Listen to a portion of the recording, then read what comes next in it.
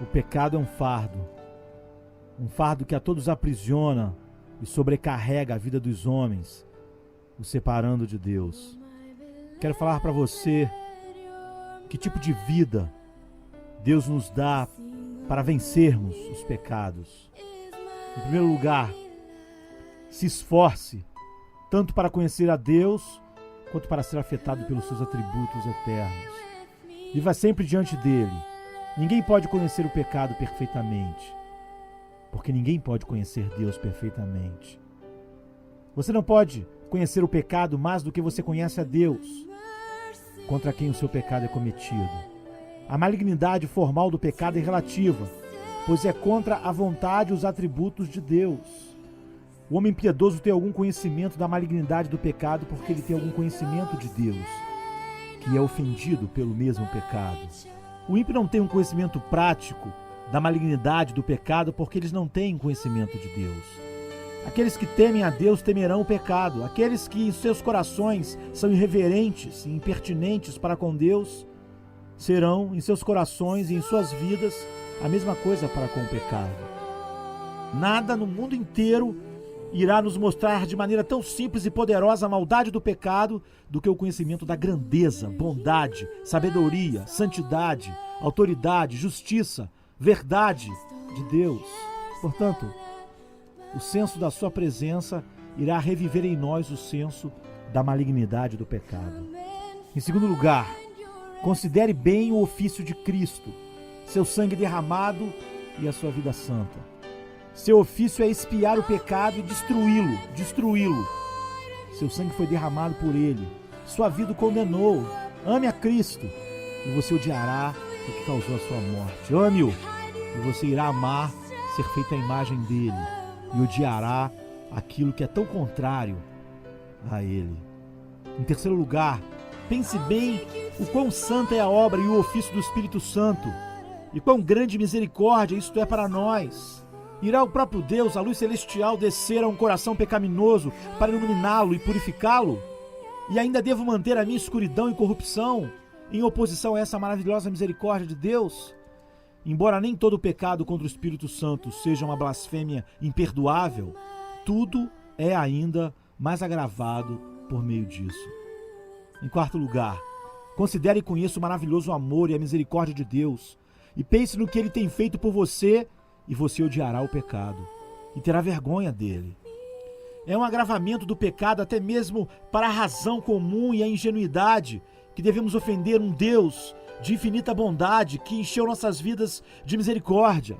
Você será afligido se você tem injustiçado um extraordinário amigo. Seu amor e sua bondade virão aos seus pensamentos e você sentirá raiva da sua própria maldade.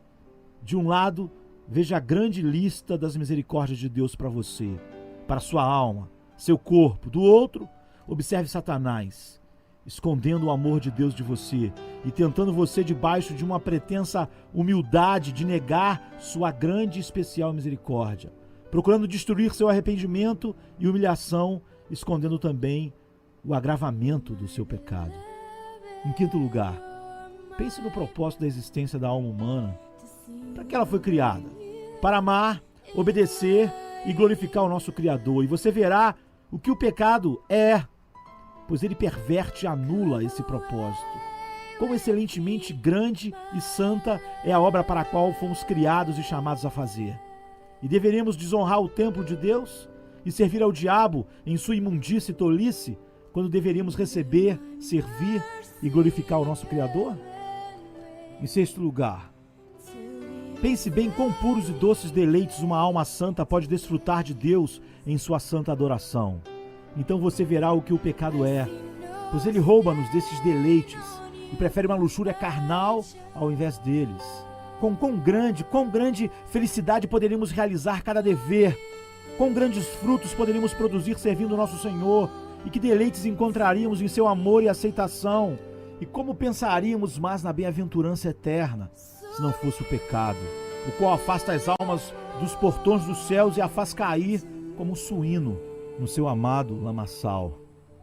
Em sétimo lugar, considere a vida que você deverá viver para sempre se você for para o céu, e a vida que os santos vivem lá agora, nesse instante. Então, Não pense que o pecado, que é tão contrário a isso, não seja uma coisa tão vil e odiosa. Ou você viverá no céu ou não. Se não, você não é um daqueles para quem eu falo. Se você for, você sabe que lá não há prática do pecado. Não há mente mundana, orgulho, paixões, luxúrias e prazeres carnais. Se você tão somente pudesse ver e ouvir apenas uma hora como aqueles abençoados espíritos estão elevadamente amando e magnificando o glorioso Deus em pureza e em santidade, e quão longe eles estão de todo pecado, isso faria você repugnar o pecado e ver os pecadores num estado de extrema decadência como homens nus nadando em seus excrementos. Especialmente, pensar que você tem esperança de viver para sempre com aqueles santos espíritos e, portanto, o pecado será desgostoso para você. Em 8º lugar, olhe para o estado e tormento dos condenados e pense bem na diferença entre os anjos e os demônios, e aí você saberá o que é o pecado. Anjos são puros, demônios são sujos. Santidade e pecado são extremos. Pecado habita no inferno e santidade no céu. Lembre-se que toda tentação vem do diabo para fazer você ser como ele. E toda santa disposição vem de Cristo para fazer você ser como ele. Lembre-se que quando você peca, você está aprendendo e imitando o diabo. E está até agora sendo como ele, como diz João 8,44. E o fim de tudo isso é que você sinta também os sofrimentos dele. Se o inferno de fogo não é bom, então o pecado não é também. Em 9º lugar, sempre veja o pecado como alguém que está pronto a morrer e considere como todo homem o julga no final. O que os homens no céu dizem a respeito do pecado? O que os homens no inferno dizem a respeito do pecado? E o que os homens à beira da morte dizem a respeito do pecado? E o que as almas convertidas e as consciências despertadas dizem? O pecado traz deleite e algo que eles não temem como é agora? Eles o aplaudem? Irão algum deles falar bem do pecado? Porém, todo mundo fala mal do pecado em geral agora, mesmo quando eles amam e cometem diversos atos. Você irá pecar quando estiver à beira da morte? Em 10º lugar, sempre veja o pecado e o julgamento juntos, nunca separados. Lembre-se que você terá que responder por isso diante de Deus, dos anjos e de todo o mundo, e você o conhecerá melhor. Em 11º lugar, olhe para a doença, a pobreza, a vergonha, desespero, podridão e morte na sepultura, e isso vai te ajudar um pouco a entender o que é o pecado. Estas são coisas que estão diante de ti e em seus sentimentos. Você não precisa de fé para entendê-las. E por tais efeitos, você poderá entender um pouco da sua causa. Em 12º lugar, olhe para algumas pessoas santas e eminentes sobre a terra e para o louco, profano e maligno mundo. E a diferença vai te dizer, em parte, o que é o pecado. Não há afabilidade numa pessoa santa e irrepreensível, que vive em amor para com Deus e para com as pessoas, e na alegre esperança da vinda de Cristo? Não é uma visão muito miserável o estado ímpio, louco, confuso, ignorante deste mundo? Não é isso tudo em que o pecado consiste? Embora a principal parte da cura seja fazer com que a vontade odeie o pecado, e isso é feito descobrindo sua malignidade, eu ainda adicionarei mais algumas orientações para a parte prática, supondo que o que já foi dito tenha causado algum efeito. Em 13º lugar, quando você descobrir a sua enfermidade e perigo, se entregue a Cristo como Salvador e médico da sua alma, e para o Espírito Santo como seu santificador, lembrando que Ele é suficiente e disposto a fazer o trabalho que Ele mesmo prometeu fazer.